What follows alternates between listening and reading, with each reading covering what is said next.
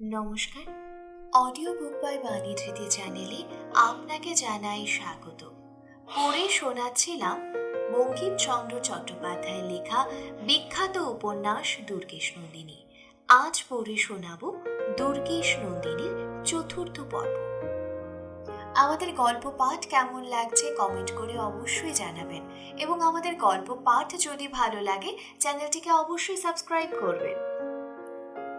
শুরু করছি দুর্গেশ নন্দিনীর চতুর্থ পর্ব। সপ্তদশ পরিচ্ছেদ, বীর পঞ্চমী। উভয়ই শৈলেশ্বরকে প্রণাম করিয়া সশঙ্ক চিত্তে গড় মন্দারণ অভিমুখে যাত্রা করিলেন। কিঞ্চিৎ নীরবে গেলেন। কিছুদূর গিয়া রাজকুমার প্রথমে কথা কহিলেন, বিমলা, আমার এই বিষয়ে কৌতূহল আছে, তুমি শুনিয়া কি বলিবে বলিতে পারি না। বিমলা কহিলেন, কি? যুবরাজ, আমার মনে প্রতীত জন্মিয়াছে তুমি কদাপি পরিচারিকা নও। বিমলা ঈষৎ হাসিয়া বলিলেন, এই সন্দেহ আপনার মনে কেন জন্মিল? যুবরাজ, বীরেন্দ্র সিংহের কন্যা যে অম্বরপতির পুত্রবধূ হইতে পারে না, তাহার বিশেষ কারণ আছে। সে অতি গুহ্য বৃত্তান্ত। তুমি পরিচারিকা হইলে এই গুহ্য কাহিনী কি প্রকারে জানিবে? বিমলা দীর্ঘ নিঃশ্বাস ত্যাগ করিলেন। কিঞ্চিৎ কাতর স্বরে কহিলেন, আপনি যথার্থ অনুভব করিয়াছেন আমি পরিচারিকা নহি। অদৃষ্টক্রমে পরিচারিকার ন্যায় আমি অদৃষ্টকেই বা কেন দোষী? আমার অদৃষ্ট মন্দ নহে। রাজকুমার বুঝিলেন যে এই কথায় বিমলার মনোমধ্যে পরিতাপ উদয় হইয়াছে, অতএব তৎসম্বন্ধে আর কিছু বলিলেন না। বিমলা সত্য কহিলেন, যুবরাজ, আপনার নিকট পরিচয় দিব, কিন্তু এক্ষণে নয়। ও কি শব্দ? পশ্চাতে কেহ আসিতেছে। এই সময়ে পশ্চাৎ পশ্চাৎ মনুষ্যের পদধ্বনি স্পষ্ট শ্রুত হইল। এমন বোধ হইল যেন দুইজন মনুষ্য কানে কানে কথা কহিতেছে। তখন মন্দির হইতে প্রায় অর্ধ ক্রোশ অতিক্রম হইয়াছে। রাজপুত্র কহিলেন, আমার অত্যন্ত সন্দেহ হইতেছে, আমি দেখিয়া আসি। এই বলিয়া রাজপুত্র কিছু পথ প্রত্যাবর্তন করিয়া দেখিলেন যে পথের পার্শ্বে অনুসন্ধান করিলেন, কোথাও মনুষ্য দেখিতে পারিলেন না। প্রত্যাগমন করিয়া বিমলাকে কহিলেন, আমার সন্দেহ হইতেছে কেহ আমাদের পশ্চাৎবর্তী হইয়াছে, সাবধানে কথা কহা ভালো। এখন উভয় অতি মৃদু স্বরে কথা কহিতে কহিতে চলিলেন। ক্রমে গড় মান্দারণ গ্রামে প্রবেশ করিয়া দুর্গ সম্মুখে উপস্থিত হইলেন। রাজপুত্র জিজ্ঞাসা করিলেন, তুমি এক্ষণে দুর্গ মধ্যে প্রবেশ করিবে কি প্রকারে? এত রাত্রে অবশ্য ফটক বন্ধ হইয়া থাকিবে। বিমলা কহিলেন, চিন্তা করিবেন না, আমি উপায় স্থির করিয়াই বাটি হইতে যাত্রা করিয়াছিলাম। রাজপুত্র হাস্য করিয়া কহিলেন, লুকানো পথ আছে? বিমলা হাস্য করিয়া উত্তর করিলেন, যেখানে চোর সেইখানেই শীত। ক্ষণকাল পরে পুনর্বার রাজপুত্র কহিলেন, বিমলা, এক্ষণে আর আমার যাইবার প্রয়োজন নাই। আমি দুর্গ পার্শ্বস্থ ওই অম্রকানন মধ্যে তোমার অপেক্ষা করিব। তুমি আমার হইয়া অকপটে তোমার সখীকে মিনতি করিও। পক্ষ পরে হয়, মাস পরে হয়, আরেকবার আমি তাহাকে দেখিয়া চক্ষু জুড়াইব। বিমলা কহিলেন, এই অম্রকানন নির্জন স্থান নহে, আপনি আমার সঙ্গে আসুন। জগৎ সিংহ, কতদূর যাইব? বিমলা, দুর্গ মধ্যে চলুন। রাজকুমার কিঞ্চিৎ ভাবিয়া কহিলেন, বিমলা, এই উচিত হয় না। দুর্গস্বামীর অনুমতি ব্যতীত আমি দুর্গ মধ্যে যাইব না। বিমলা কহিলেন, চিন্তা কি? রাজকুমার গর্বিত বচনে কহিলেন, রাজপুত্রেরা কোন স্থানে যাইতে চিন্তা করে না, কিন্তু বিবেচনা করিয়া দেখো, অম্বরপতির পুত্রের কি উচিত যে দুর্গাস্বামীর অজ্ঞাতে চোরের ন্যায় দুর্গে প্রবেশ করা? বিমলা কহিলেন, আমি আপনাকে ডাকিয়া লইয়া যাইতেছি। রাজকুমার কহিলেন, মনে করিও না যে আমি তোমাকে পরিচারিকা জ্ঞানে অবজ্ঞা করিতেছি, কিন্তু বলো দেখি, দুর্গ মধ্যে আমাকে আহ্বান করিয়া লইয়া যাইবার তোমার কি অধিকার? বিমলাও ক্ষণকাল চিন্তা করিয়া কহিলেন, আমার কি অধিকার, তাহা না শুনিলে আপনি যাইবেন না? উত্তর, কদাপি যাইব না। বিমলা তখন রাজপুত্রের কর্ণে লোল হইয়া একটা কথা বলিলেন। রাজপুত্র কহিলেন, চলুন। বিমলা কহিলেন, যুবরাজ, আমি দাসী, দাসীকে চল বলিবেন?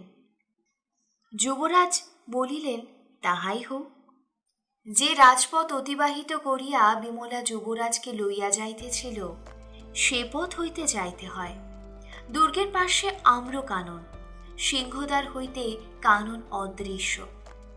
এ পথ হইতে যথা আমোদর অন্তপুর পশ্চাৎ প্রবাহিত আছে, সেদিকে যাইতে হইলে এই অম্র কানন মধ্যে দিয়া যাইতে হয়। বিমলা এক্ষণে রাজবর্ত ত্যাগ করিয়া রাজপুত্র সঙ্গে এই অম্র কাননে প্রবেশ করিলেন। অম্র কাননে প্রবেশাবধি উভয়ে পুনর্বার সেইরূপ শুষ্ক পর্ণ ভঙ্গ সহিত মনুষ্য পদধ্বনির শব্দ শুনিতে পাইলেন। বিমলা কহিলেন, আবার? রাজপুত্র কহিলেন, তুমি পুনরূপী ক্ষণিক দাঁড়াও, আমি দেখিয়া আসি।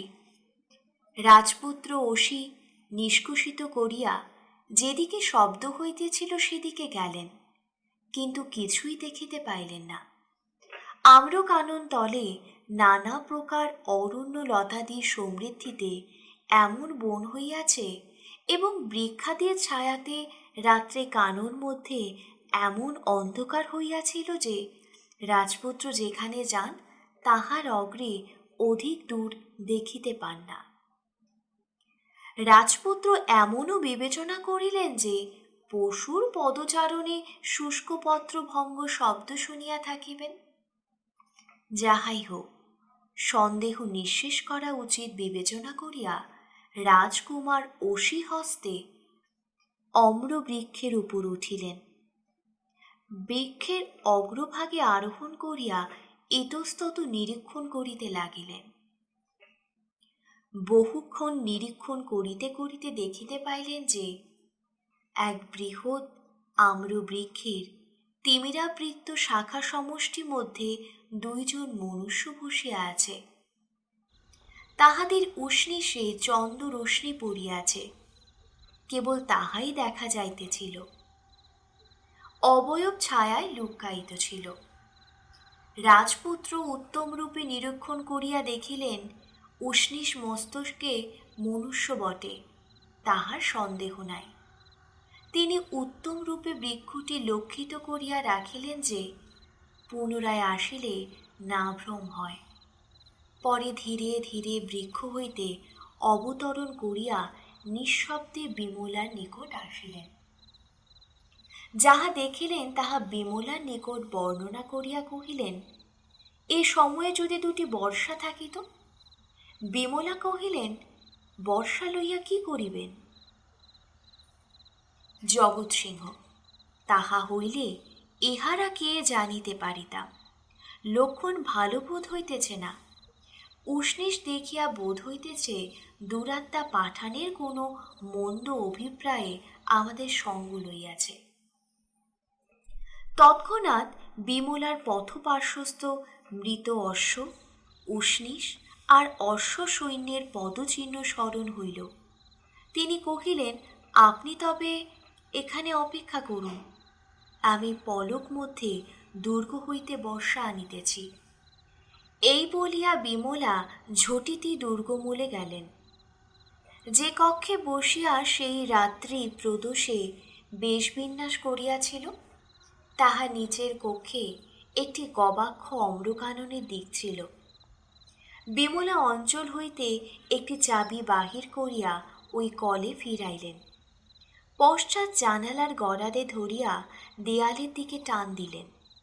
শিল্প কৌশলের গুণে জানালার কবাট, চৌকাঠ, গড়াদে সকল সমেত দেওয়ালের মধ্যে এক রন্ধ্র প্রবেশ করিল। বিমলার কক্ষ মধ্যে প্রবেশ পথে মুক্ত হইল। বিমলা কক্ষ মধ্যে প্রবেশ করিয়া দেওয়ালের মধ্য হইতে জানালার চৌকাঠ ধরিয়া টানিলেন। জানালা বাহির হইয়া পুনর্বার পূর্বস্থানে স্থিত হইল। কবাটের ভিতর দিকে পূর্বপদ গা চাবির কল ছিল। বিমলা অঞ্চলে চাবি লইয়া ওই কলে লাগাইলেন। জানালা নিজ স্থানে দৃঢ়রূপে সংস্থাপিত হইল। বাহির হইতে উদ্ঘাটিত হইবার সম্ভাবনা রহিল না। বিমলা অতি দ্রুত বেগে দূর্বের সেলখানায় গেলেন। সেলখানার প্রহরীকে কহিলেন, আমি তোমার নিকট যাহা চাহি তুমি কাহারও সাক্ষাতে বলিও না। আমাকে 2টা বর্ষা দাও, আবার আনিয়া দেব। প্রহরীকে যেইরূপ বুঝাইলেন সেও সেইরূপ বুঝিল। দুর্গস্থ সকল ভৃত্য বিমলার আজ্ঞাকারী ছিল। সুতরাং দ্বিতীয় কথা না কহিয়া 2টি শানিত বর্ষা দিল। বিমলা বর্ষা লইয়া পূর্ণ বেগে গবাক্ষের নিকট প্রত্যাগমন করিয়া পূর্বপদ ভিতর হইতে জানালা খুলিলেন এবং বর্ষা সহিত নির্গত হইয়া জগৎ সিংহের নিকট গেলেন।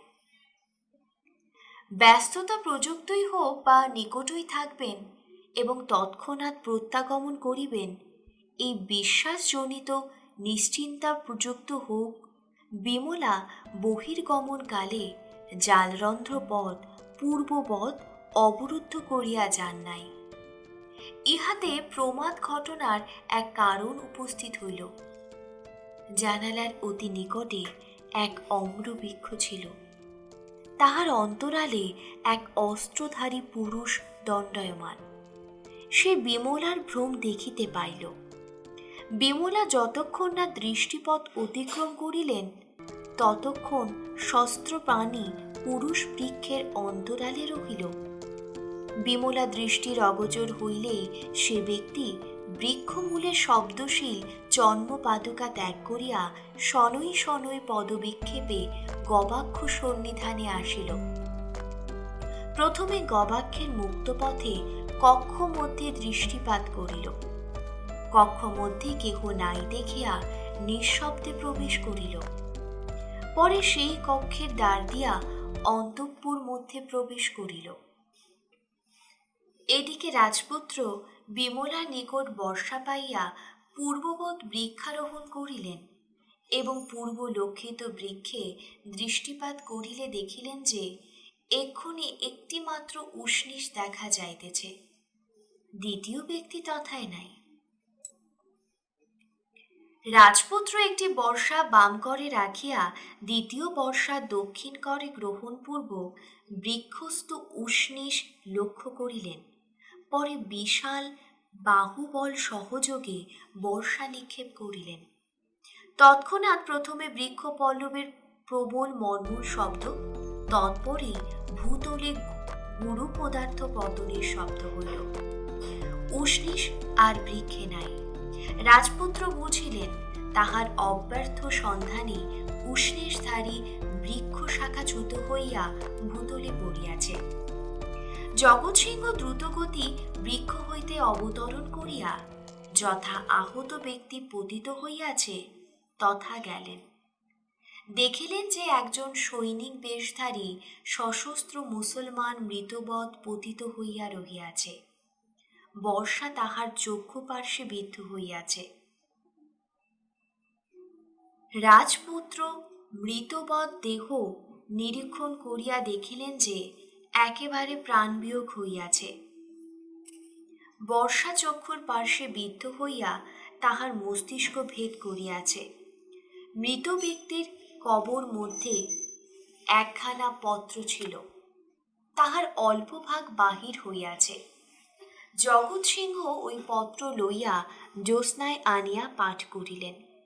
তাহাতে এইরূপ লেখা ছিল, কৌতুলুখার আজ্ঞানুবর্তিগণ এই লিপি দৃষ্টমাত্র লিপিবাহকের আজ্ঞা প্রতিপালন করিবে। কৌতুলুখা।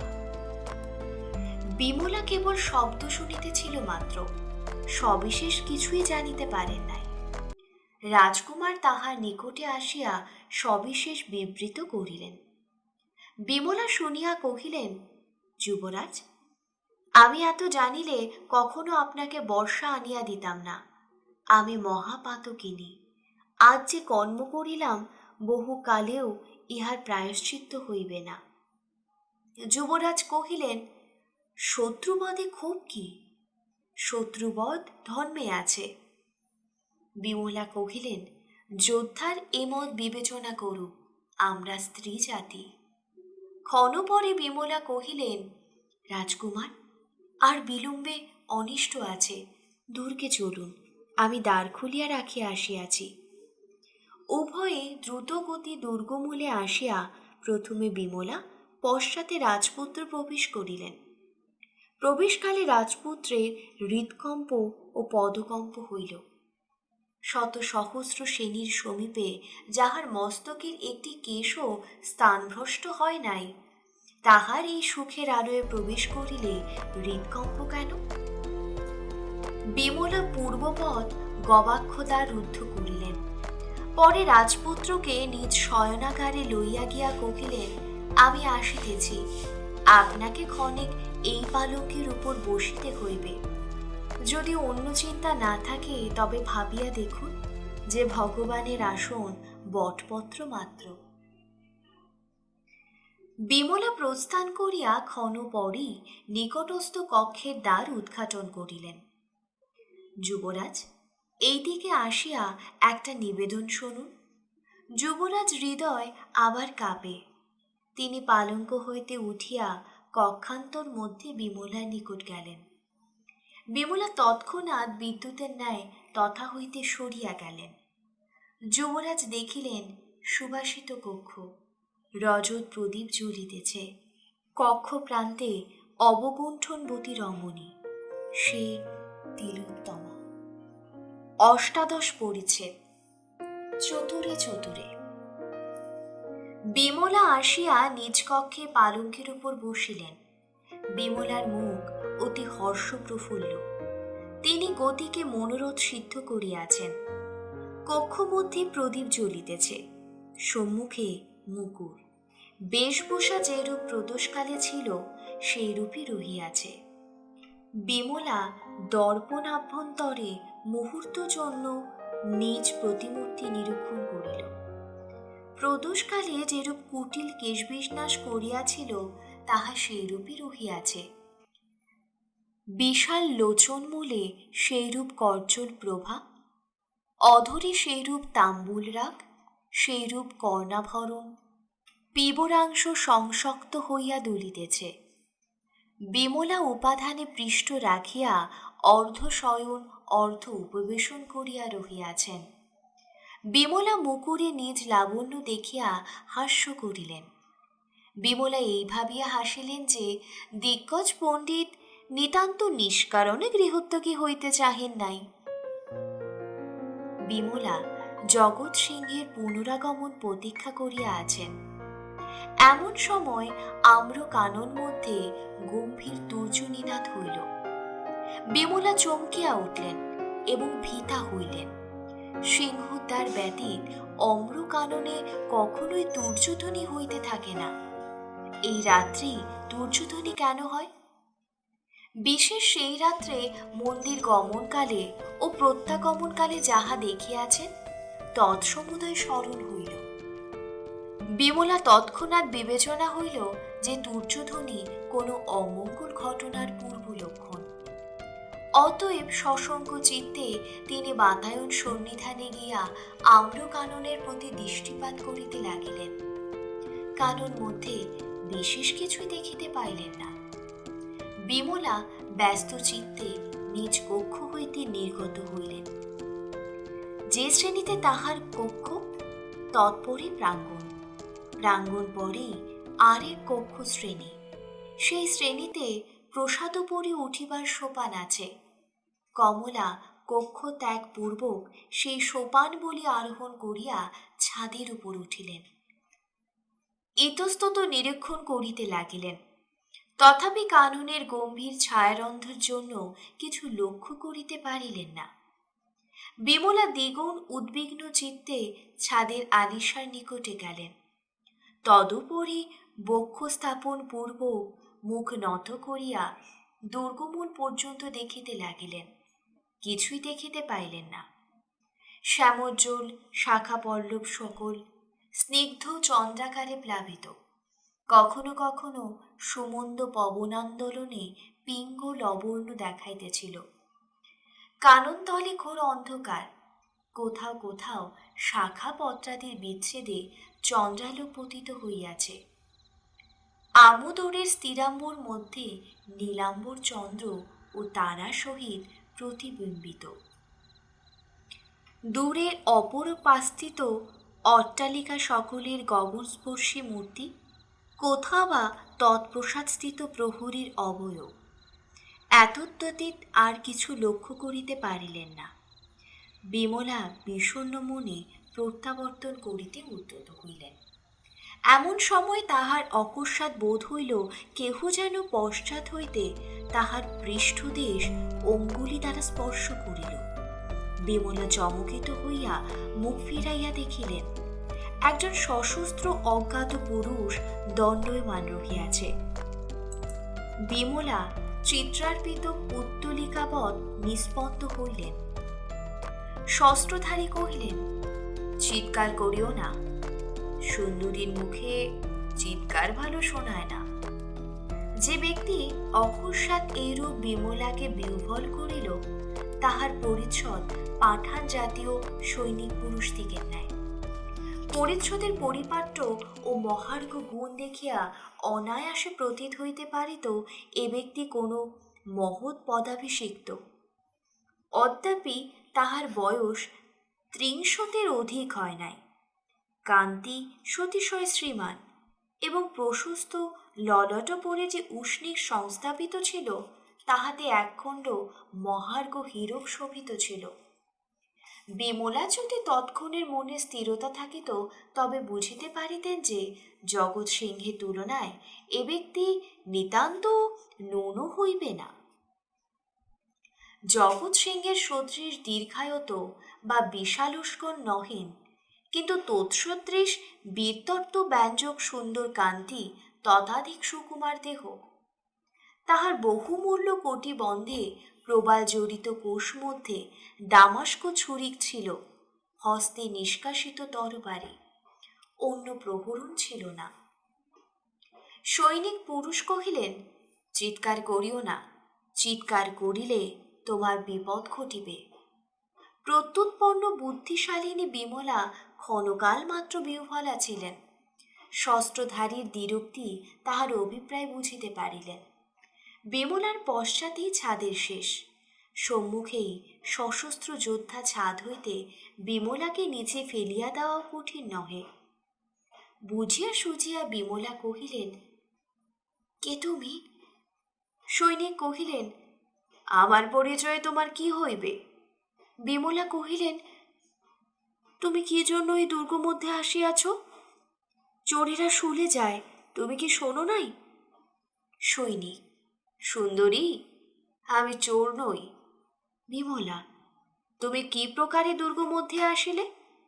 সৈনিক, তোমারই অনুকম্পায়। তুমি যখন জানালা খুলিয়া রাখিয়াছিলে, তখন প্রবেশ করিয়াছিলাম, তোমারই পশ্চাৎ পশ্চাৎ ছাদে আসিয়াছি।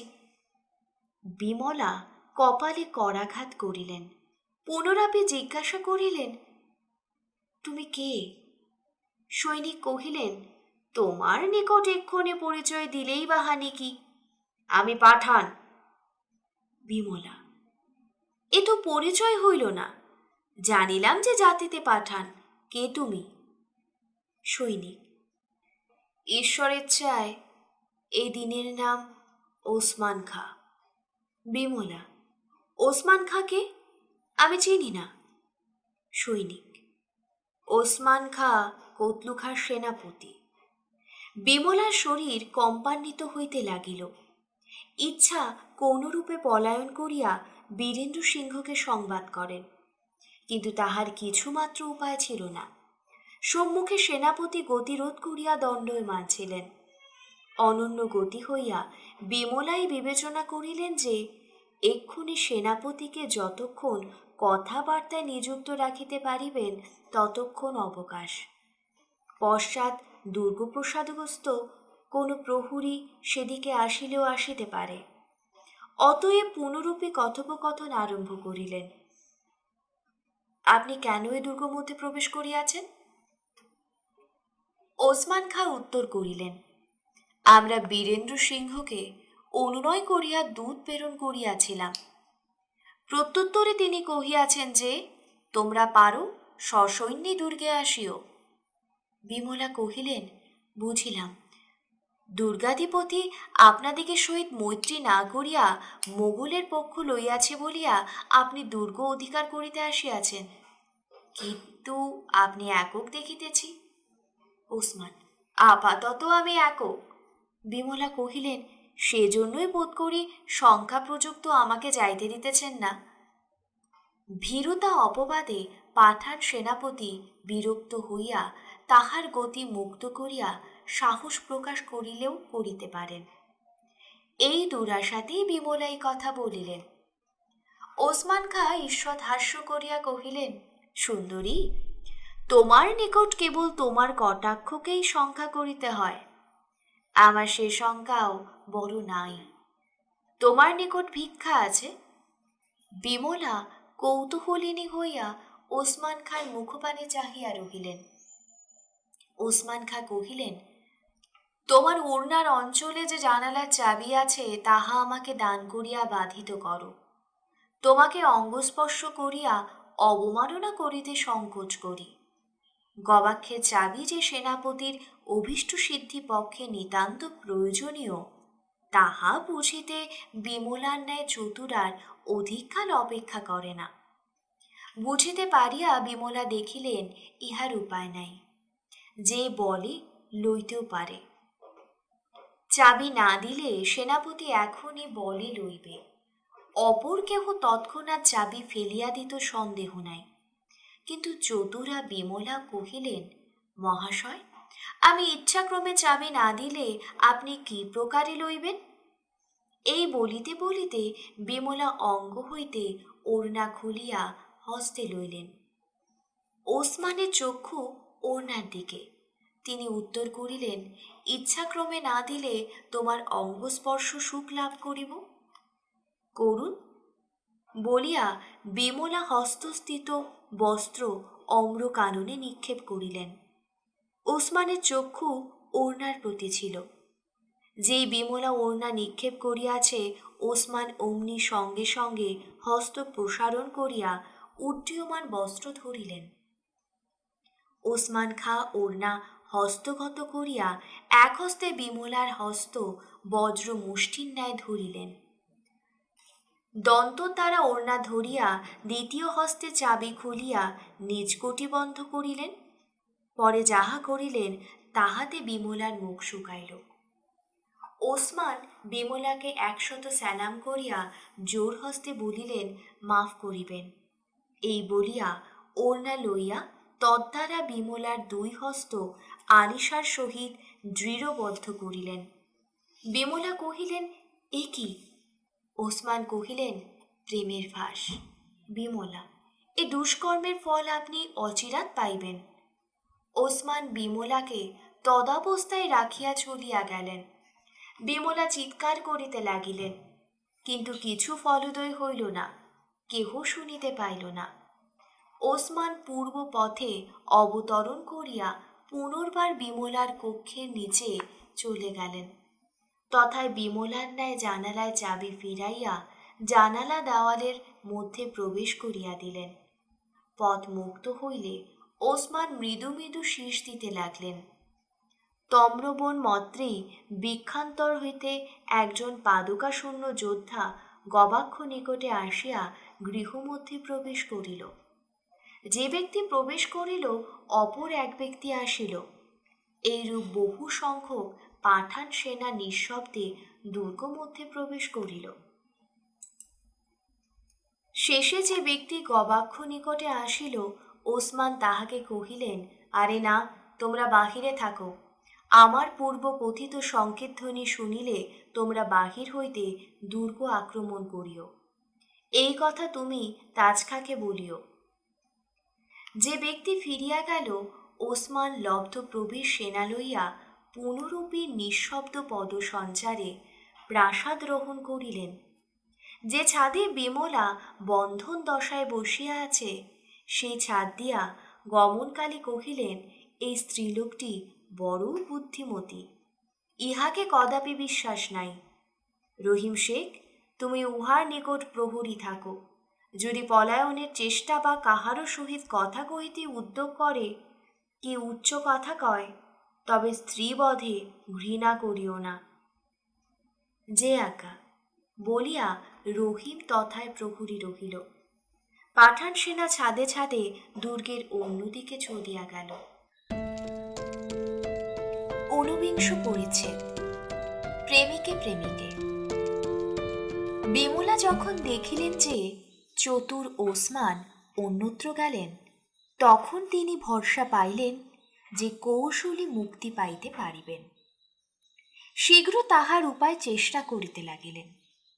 প্রহরী কিয়ৎকাল দণ্ডয়মান থাকিলে বিমলা তাহার সহিত কথোপকথন আরম্ভ করিলেন।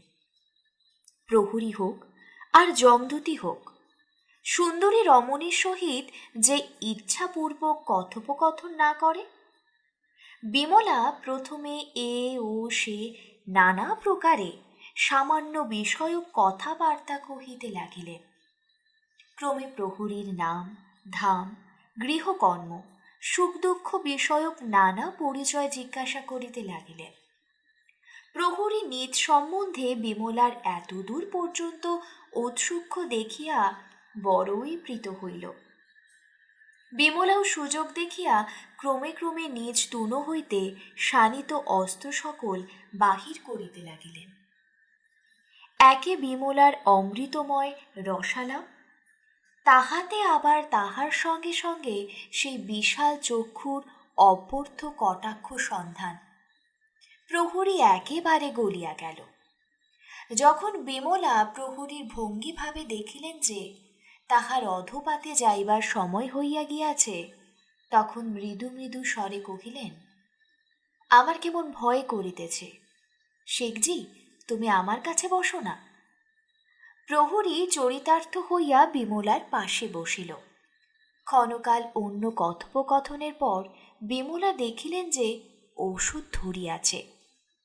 প্রহরী নিকটে বসিয়া অবধি ঘন ঘন তাহার পানে দৃষ্টিপাত করিতেছে।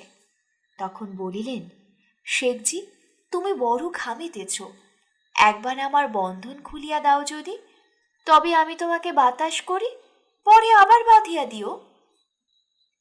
শেখজির কপালে ঘন্মবিন্দুও ছিল না, কিন্তু বিমলা অবশ্য ঘন্ম না দেখিলে কেন বলিবে?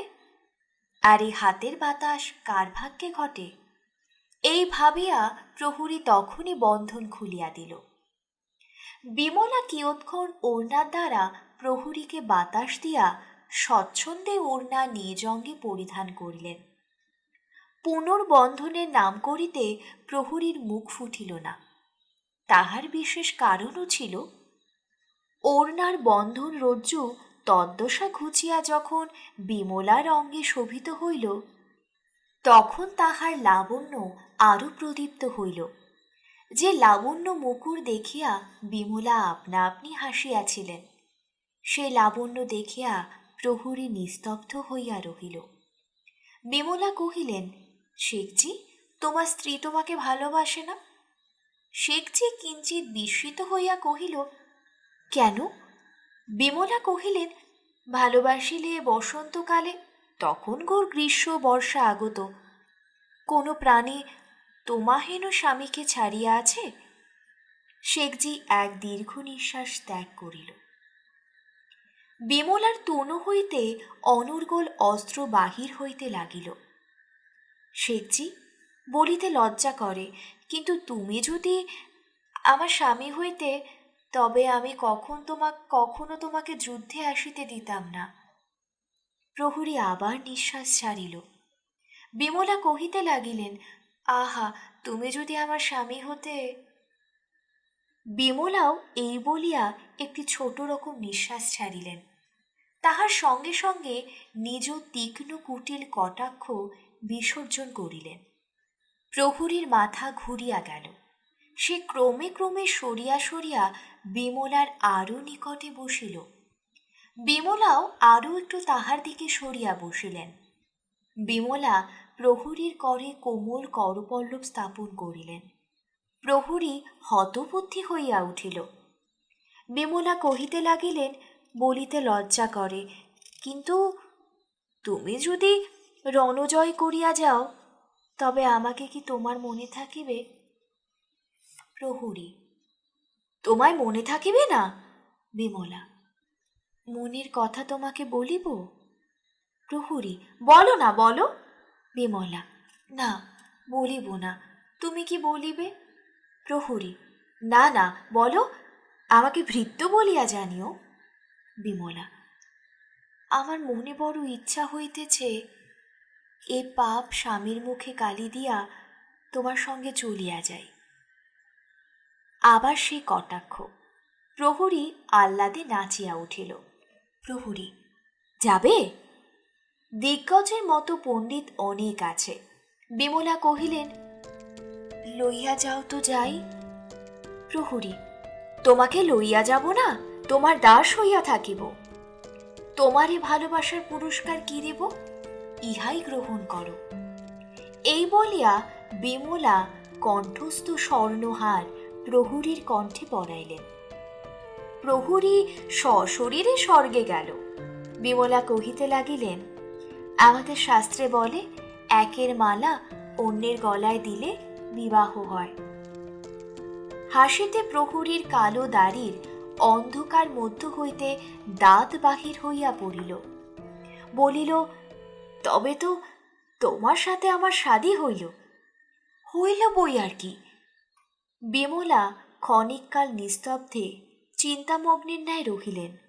প্রহরী কহিল, কি ভাবিতেছ?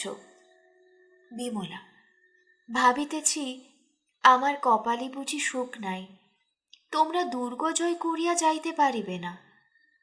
প্রহরী সদর্পে কহিল, তাহাতে আর কোনো সন্দেহ নাই, এতক্ষণে জয় হইল। বিমলা কহিলেন, ইহার এক গোপন কথা আছে। প্রহরী কহিল, কি? বিমলা, তোমাকে সে কথা বলিয়া দিই, যদি তুমি কোনরূপে দুর্গ জয় করাইতে পারো। প্রহরী হা করিয়া শুনিতে লাগিল। বিমলা কথা বলিতে বলিতে সংকোচ করিতে লাগিলেন। প্রহরী ব্যস্ত হইয়া কহিল, ব্যাপার কি? বিমলা কহিলেন, তোমরা জানো না, এই দুর্গ পার্শ্বে জগৎ সিংহ 10 সহস্র সেনা লইয়া বসিয়া আছে। তোমরা আজ গোপনে আসিবে জানিয়া সে আগে আসিয়া বসিয়া আছে। এখন কিছু করিবে না, তোমরা দুর্গজয় করিয়া যখন নিশ্চিন্ত থাকিবে, তখন আসিয়া ঘেরাও করিবে। প্রহরী ক্ষণকাল অবাক হইয়া রহিল, পরে বলিল, সে কি? বিমলা, এ কথা দুর্গস্থ সকলেই জানে, আমরাও শুনিয়াছি। প্রহরী আহ্লাদে পরিপূর্ণ হইয়া কহিল, জান, আজ তুমি আমাকে বড়লোক করিলে। আমি এখনই গিয়া সেনাপতিকে বলিয়া আসি, এমন জরুরি খবর দিলে শিরোপা পাইব। তুমি এখানেই বসো, আমি শীঘ্রই আসিতেছি। প্রহরীর মনে বিমলার প্রতি তিলার্ধ সন্দেহ ছিল না। বিমলা বলিলেন, তুমি আসিবে তো? প্রহরী, আসিব বই কি, এই আসিলাম। বিমলা, আমাকে ভুলিবে না? প্রহরী, না না। বিমলা, দেখো, মাথা খাও, চিন্তা কি? বলিয়া প্রহরী ঊর্ধ্বশ্বাসে দৌড়িয়া গেল। যে প্রহরী অদৃশ্য হইল, অমনি বিমলা উঠিয়া পালাইলেন। ওসমানের কথা যথার্থ, বিমলার কটাক্ষকেই ভয়।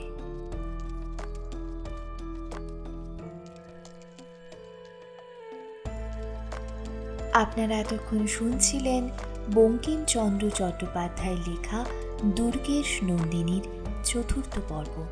আমাদের গল্প পাঠ কেমন লাগছে কমেন্টে অবশ্যই জানাবেন, এবং আমাদের চ্যানেলটিকে যদি ভালো লাগে অনুরোধ রইল চ্যানেলটিকে সাবস্ক্রাইব করে আমাদের পাশে থাকবেন।